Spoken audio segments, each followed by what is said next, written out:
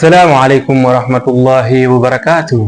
Kuna mama alimuuliza mkwe wake, mke wa mwanawe, huku akiwa na tabasamu usoni mwake, baada ya kumalizika mwezi wa fungate, shahri al-asal, honeymoon, siku 30, umewezaje kumfanya mwanangu akashikamana na salatul jamaa tena kwa wakati msikitini ndani ya siku 30? Umefanikishaje hili jambo wakati mimi ndani ya miaka 30 nimejaribu hili suala lakini limenishinda? Huku machozi ya furaha yakimjaa machoni mwake, mkwe akamjibu mama kwa kumwambia, hal ta'lami ya ummi kissati alhajari walkanzi, ewe mamangu kipenzi, je, unafahamu hichi kisa cha jiwe na hazina? Basi akawa anamweleza mama taratibu hicho kisa. Anasema kwamba qil, inaelezewa kwamba ihda al-ayyam, moja katika masiku, kulikuwa na jiwe kubwa lilibingiria likaja likaziba barabara ya watu kupita. Sasa watu wakawa wanapata dhiki na dharubu katika kuvuka ile barabara.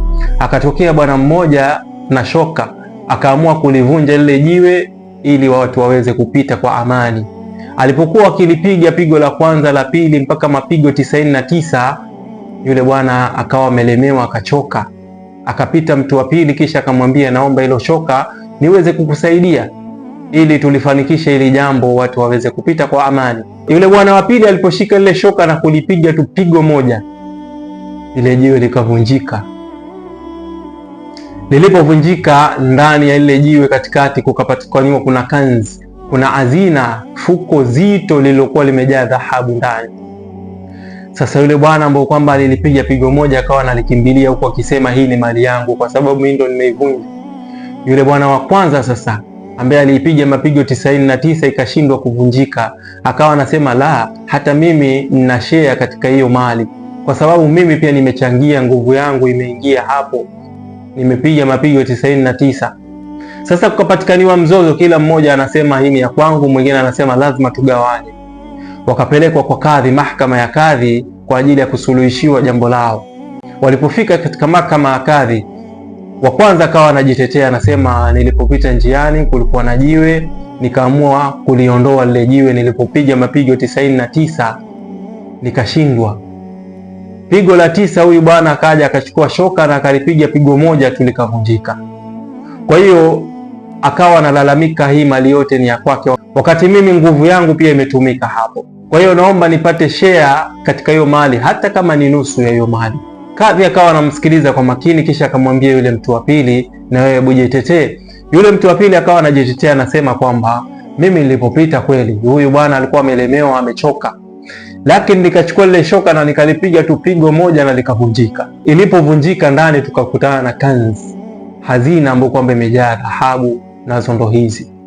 Lakini kutokamana na pigo ambalo kwamba nililipiga, mimi ndo nina haki ya kuichukua hii mali yote kwa sababu mimi ndo nimesababisha ikavunjika. Kwa hiyo siwezi ruhusu mtu yoyote kugusa hii mali. Basi kadhi akawatazama, kisha akatoa hukumu, akasema, wewe mtu wa pili ambao kwamba ulilipiga pigo moja likavunjika, kama si mapigo 99 ya yule mtu wa kwanza, basi pigo lako moja lisingeweza kuivunja. Kwa hiyo haki yako unachukua 1%, ni 1% tu, 1% katika hiyo mali yote iliyopatikaniwa pale. Na yule wa pili, kwa sababu yeye ndiyo mtu ambaye kwamba aliipiga mapigo 99, ina maana aliilainisha mapigo yake yote, ndio iliifanya lile jiwe likawa laini, ndio wewe ukapata mwanya kuupiga pigo moja likavunjika. Huyu haki yake anafaa achukue 99, 90% ya hiyo mali. Akhi ya ukhti, hichi kisa kinatufunza kwamba tusiwe na tamaa tunapokuwa na deal ama tunapopata mafanikio ya kitu fulani. Usiwe na tamaa utake kuwarusha wenzako, utake kuwanyanyasa wenzako kwa sababu una nguvu au kwa sababu wewe ndo umesababisha hatua ya mwisho ikapatikaniwa faida. Kaa chini na wenzako, mugawanye kile ambacho kwamba mmekipata. Ila ukiwa na tamaa, siku ikienda katika mahakama na mahakama ifanyiwe haki yake, wewe mwenye kuwadhulumu wengine utakuja kuramba mchanga, kama jinsi alivyoramba mchanga huyu mtu wa pili. Lao angemaliza hii kesi na mwenzake nje kabla ya mahakama, yule mwenzake alikuwa yuko radhi wagawanyane nusu kwa nusu, kila mmoja ashike njia yake. Lakini angalia, ilipofika katika mahakama ya uadilifu, huyu sasa wa mwisho ambaye ndo mtu wa pili amekula asilimia ndogo kuliko yule mtu wa kwanza. Naam, hilo sio lengo la hichi kisa. Lengo la hichi kisa, tunarudi katika point ya hii kisa, ni kwamba kiini cha hichi kisa ni kwamba mama alimuhimiza sana mwanawe kuswali salatul jamaa msikitini takriban miaka 30, lakini mwisho wa siku akaja akapata furaha kwa kumwona mwanawe anakwenda msikitini bila kulazimishwa, anakwenda kwa hiari yake, na vipindi havimpiti vya swala, anaswali salatul jamaa na wanaume wenzake msikitini.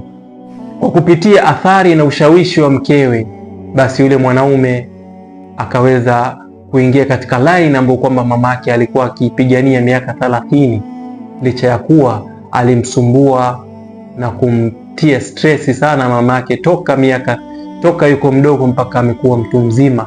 Ila hivi sasa mama ana furaha kwa mwanawe kutekeleza kitu ambacho kwamba alikuwa akikipigania miaka 30. Na jinsi ilivyokuwa nzuri tabia ya yule mkwe ambaye ndo mke wa mwanawe, na jinsi ilivyokuwa bora maadili ya yule mkwe. Hakujipa sifa yeye mwenyewe na kujipiga kifua kwamba sababu ya uongofu au sababu ya yule kijana kwenda msikitini ni yeye wala sio mwingine, bali alifanya yule mama ajihisi juhudi alizozifanya miaka 30 hazikwenda bure, bali yeye mama ndiye aliyeweka msingi bora kwa yule mwanawe, na akawa anajenga tofali baada ya tofali hadi ilipobakia tofali moja, akaja mkwe na kuikamilisha lile tofali moja. Hii ndo moja katika tabia ya wake bora.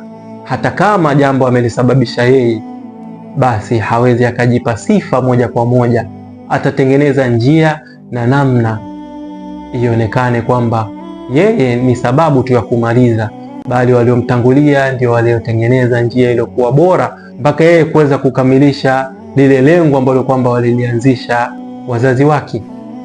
Fadhfar bidhati dini taribat yadak. Mtume Muhammad sallallahu alaihi wasallam anasema, tafuta mwanamke wa dini ili uwe salama mikono yako, ili uwe katika system iliyokuwa salama na system iliyokuwa bora, basi tafuta mwanamke wa dini, kwa sababu mwanamke wa dini hatakuangusha wala hatawaangusha wazazi wako, na hata ikitokea amefanya jambo zuri hatotokea kujipiga kifua kwamba yeye ndo amesababisha, bali atatafuta njia na namna yoyote ionekaniwe yeye tu ndo sababu ya kukamilika lile jambo, bali walioweka msingi na walioianzisha ni wale wazazi. Hizi ndo moja katika tabia za wake wema. Ad-dunya mataa wa khairu mataiha almar'atu salihah. Dunia kweli ni starehe, na ubora wa starehe ya hii dunia ni kumpata mke mwema kama hawa ambao kwamba tunaelezewa katika hichi kisa. Maadili ya kweli hayatoki ila kwa mtu aliyekuwa na asili njema. Wamal hub illa an takhafa Allahu biman tuhib. Kwa kweli hakuna upendo wa dhati na upendo wenye ladha isipokuwa kwa yule ambao kwamba au yule mpenzi ambao kwamba anamuogopa Allah kwa ajili yako wewe. Yani ashajiogopea yeye na hajachoka, pia anakuogopea wewe.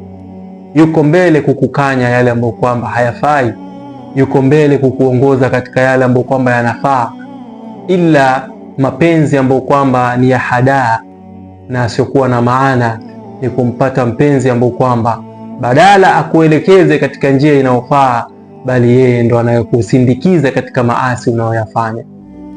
Kwenye shisha uko naye, mirungi uko naye, mizinga uko naye, bangi pia uko naye, klabu uko naye, kila aina ya usharati wewe uko naye, munaongozana.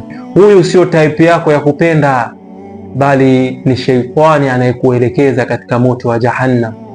Yoyote anayekupenda hawezi akakuacha uangamie, na yoyote anayekupenda hukutengenezea future yako, hawezi akakuacha utaabike. Sio kwamba yeye ashajichagulia kwenda motoni basi anatafuta wa kwenda naye. Huyu ni type mojawapo ya type za Ibilisi. Ibilisi hataki kwenda peke yake motoni, bali anatafuta mshirika wa kwenda naye. Wamal hub illa an takhafa Allahu biman tuhib. Hakuna upendo wa dhati isipokuwa yule ambaye kwamba anakuogopea wewe kwa Allah, anamuogopa Allah kwa ajili yako wewe, hayuko radhi ufanye kibaya mbele ya macho yake ili akwende kuwa mas'ul يوم القيامة. أسعد الله أوقاتكم بذكري. دمتم في رعاية الله، والسلام عليكم. صلوا على الحبيب. صلوا على من قال ربي أمتي حبا لأمته وكان رحيما. يا أمة المختار يا أحبابه، صلوا عليه وسلموا تسليما.